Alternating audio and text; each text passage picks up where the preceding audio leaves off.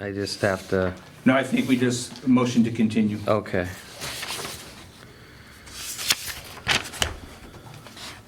But you're not currently in session. So. No.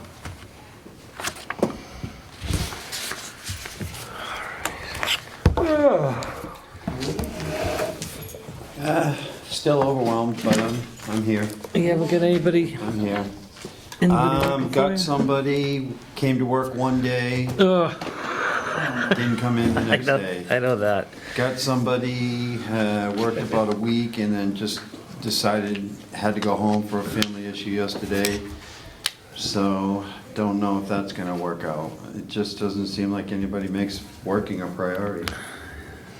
Nope, not even on the easy jobs, and you got a hard one. I know. The liquor store's down, Cumberland Farms can't find anybody. No, and they keep closing early. I know. What, Gumby's? Yeah, They close at 5 o'clock sometimes.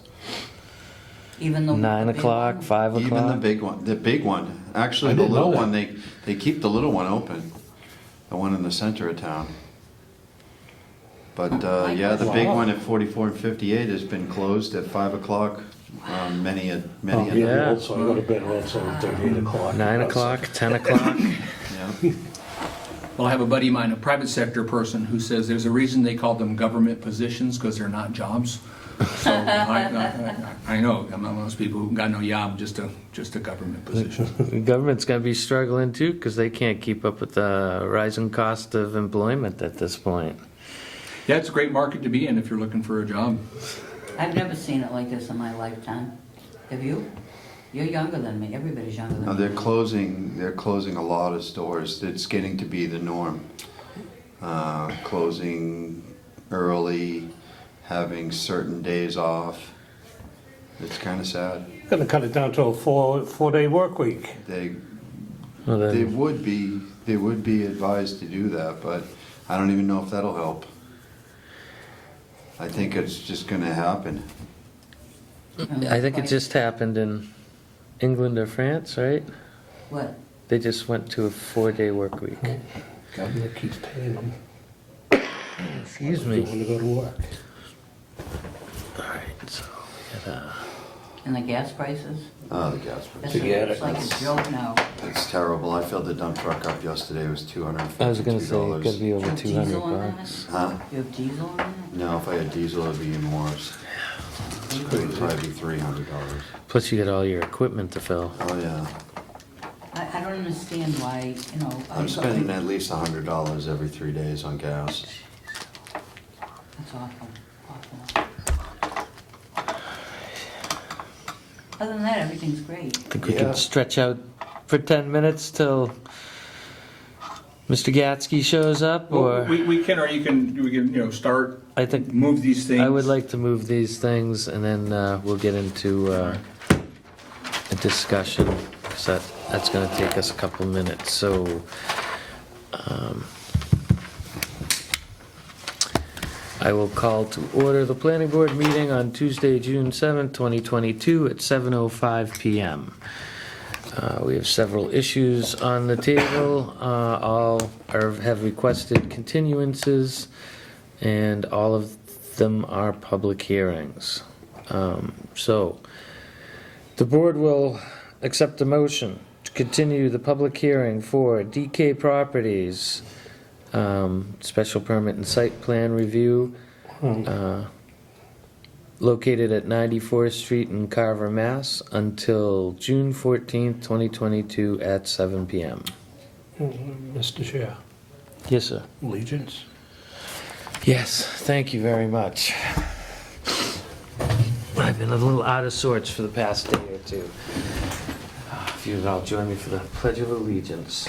I pledge allegiance to the flag of the United States of America and to the republic for which it stands, one nation, under God, indivisible, with liberty and justice for all.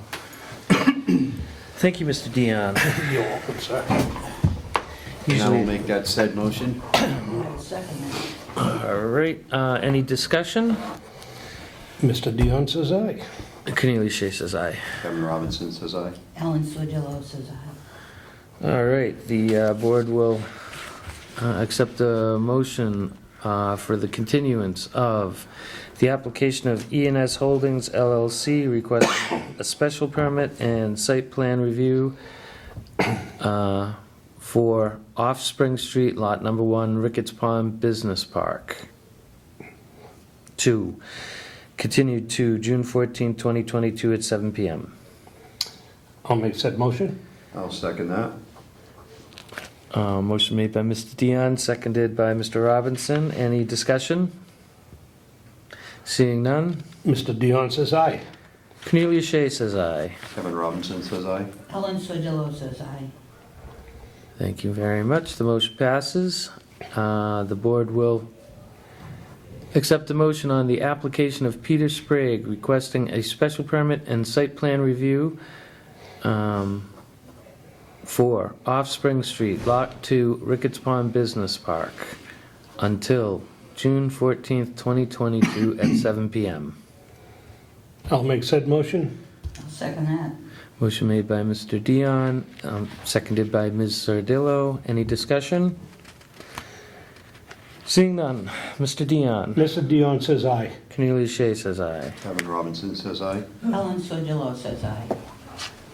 Motion passes. So all 3 public hearings will be continued to June 14th, 2022 at 7 p.m. And our next order of business will be planning board member notes. The chairman just wishes to remind everybody that the zoning bylaw committee and the planning board are both looking for members, alternates and full-time. Applications are currently being accepted, but the deadline is quickly approaching, if I'm not mistaken. I want to say June 10th. June 10th. Okay. That's really all that I have to say, I think. If I may, Please. just regarding the zoning bylaw committee, I met with Bob Fennessy, our now former interim town administrator, about this. He asked me to meet with him about that. And I'm a little fuzzy on the origin and creation of the zoning bylaw committee. And I'm going to go follow up with Bruce to find out, how we kind of started this again, who started it, because I don't really have anything on record that says, there's usually a list of committees and stuff like that. Right, yes. So it seems like it was sort of an ad hoc kind of thing. Ad hoc subcommittee. It was originally pulled to handle the transfer of development bylaws and to assess the solar bylaws. And then I think the solar bylaws got pulled by town meeting for some reason.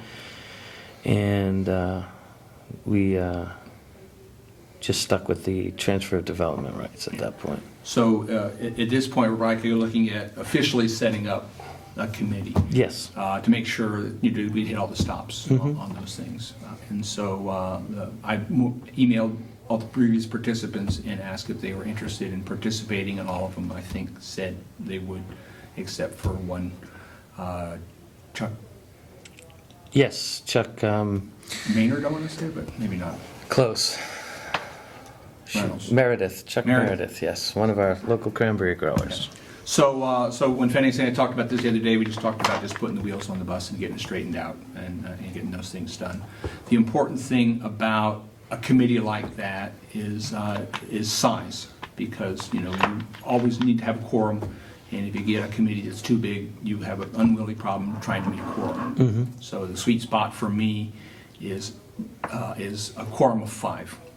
So if you got 9 people, 10 people on a committee, then a quorum of 5 is easy to make. I don't know that we need 9 or 10 actual committee members.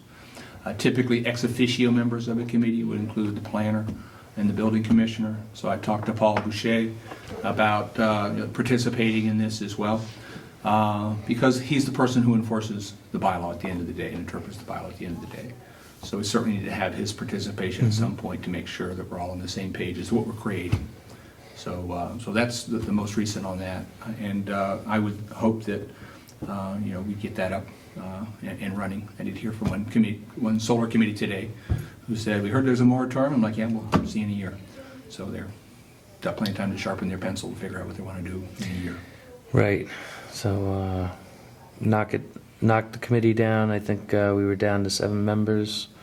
Knock it down to 5, 2 alternates maybe. Well, no, I think if seven's the number, that's fine, but as long as, Oh, Yeah, as long as we get a quorum. it was more that we had 8 applicants, 1 dropped out, the committee became 7. So okay. we wanted to include anybody that wanted to participate, and because, you know, we didn't want to not ask 2 people to join and set it at 5 at the foot if they're interested in a little bit of public service. And it sort of seemed like the structure before was 2 planning, 2 select, 1 ZBA member. 1 select board. Jen Bogart was the select board representative. Sarah Hewings asked to sit on it as a citizen, not as a Oh, representative. is that what that Yeah. was? So anyhow, you know, we've got that out there to put that together and create that. I think we had a representative from the ZBA, Yep, and Fran Mello. and then we had, just luckily enough, a local cranberry grower and a former planning board member. Yep. That's it for my notes. All right. Thank you, Tom. Next is planning director notes. We continue to, you know, sort out stuff. A lot of stuff to sort out, including the 13 projects we got, and then just doing the archaeology that's necessary when people ask a question about, hey, what about that thing? It's been very fascinating looking at some of the stuff that's happened. You know, it's like I said, it's just you spend hours just reading stuff, going, man, how about that? So anyhow, staff is good. We're moving things together. You may have noticed that some of the offices have been rearranged. I had heard, but I hadn't had a chance to check it out. So I'm now in an office that says planning director on it versus an office that says inspections on it. Jim Welsh's office, a former office. Correct. So everybody moved to their new spots. Everybody seems quite pleased with their new spots. And so now, in addition to the 13 projects in the archaeology, I'm repacking and restoring an office. But that's a great opportunity to find more stuff. In fact, yesterday I'm like, look at this stuff. And I'm like, I had that stuff, so we were making the recycling guy like hurt. Nice. Because there's just a lot of stuff, and it's in a lot of different places due to the previous people who kind of move things around, and so it's an exciting day every day you come. We've been through a lot of personnel over the past few years, unfortunately. So, or fortunately, because now we have you here. We got it right now. Yeah, it's the early days, but it's early days. Don't think like, oh man, this guy's gonna work out great, because you met me. Like he seems okay, but something's going on here. But anyhow, I'm happy. Experience and expertise really make a difference. Happy to be here. It's been like I said, staff is great, and that makes all the difference. All right, now, if you're all set, we can move on to a discussion of potential topics for joint meeting with Select Board. I expect that part of the joint meeting is going to be looking at the alternate for the planning board. And issue 1, appointing the associate member. Yep. We call it the alternate, but officially it's the associate member. But yeah, that's mission number 1. And my thought was if it's a joint appointment, why not do it together and see if there's any kind of other ground we want to cover if we're taking the time of 2 boards to sit down together. And so my idea was, are there some things we might want to talk about? Obviously, you can't talk about all the things you might want to talk about, but let's put some things on the table. And we'll shoot it over to our compatriots at Select Board, so they're on line with what we were talking about here, and hopefully they're doing a similar process there from my conversations with Mr. Fennessy. So I got my pen in hand to write down what those sort of things you guys might want to chat about. Excuse me. I just wanted to ask a couple questions on telephone poles, because I know something just came up in front of them where they wanted to put in a new subdivision and requested an extension of telephone poles off of the main line, and I don't know if it was granted or not, but I just wanted to feel them out in regards to that and part of the bylaws that we operate under that require everything to be underground. I also know that Gate Street was, the whole street just got new poles, and those were all placed above ground. You know, it's one thing if they're replacing a broken or falling over pole, but if they're gonna replace stretches of poles, I think we should have a consensus on which direction we want the town to go. Are these within a contemporary subdivision, these poles? I just know that they were, got a request to add an offshoot of the main line to put in a subdivision for 8 telephone poles, and that was all I know because I'm not familiar with the proposed subdivision, but that was what was on the agenda.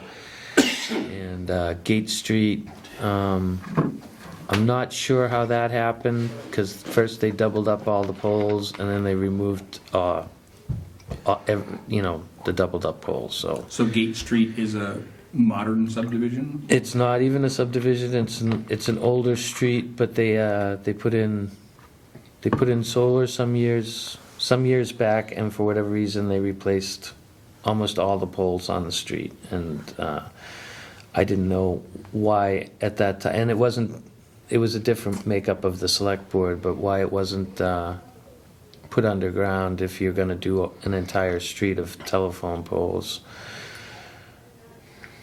Yeah, well, we'll do, but for the most part, the requirement for underground utilities is on a subdivision that's being permitted. Okay, So if you've got a subdivision that's already in place, and it was built prior to regulations or whatever the case may be, then it's simply the utility putting things in the ground. So I know a lot of towns would love to see stretches of their lines on Main Street underground, so it looks nicer with little fake gas lamps and things like that. But it's wicked pricey to bury utilities. I hear numbers like $1 million a mile. Because after you do the utility, you got to make the connection to all the houses underground and all these kind of things that go with it. So that's a solid point. yeah. So when NSTAR or EverSource, whoever may own the pole, is doing poles, they're typically in the right of way, public right of way or private right of way. But you know, we'll ask the question.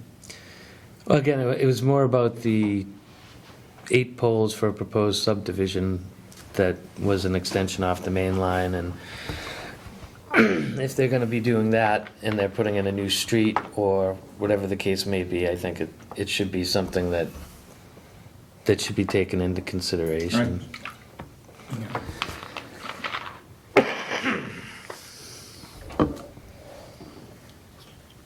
Topics for the select board? For the select board? Well, we're having a joint meeting with them. Yeah, coming up.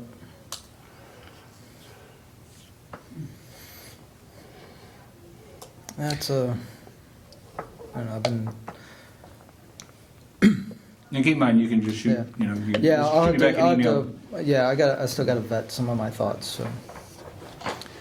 All right, next order of business is minutes, and I don't believe we currently have the latest edition. Excuse me.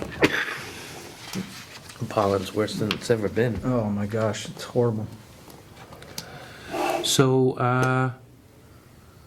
the chair will accept a motion to adjourn. Just want to say one thing Sure. real quick. Congratulations to all the recent graduates over at the Carver High School, and also flag football playoffs start this weekend. Come out and support the kids.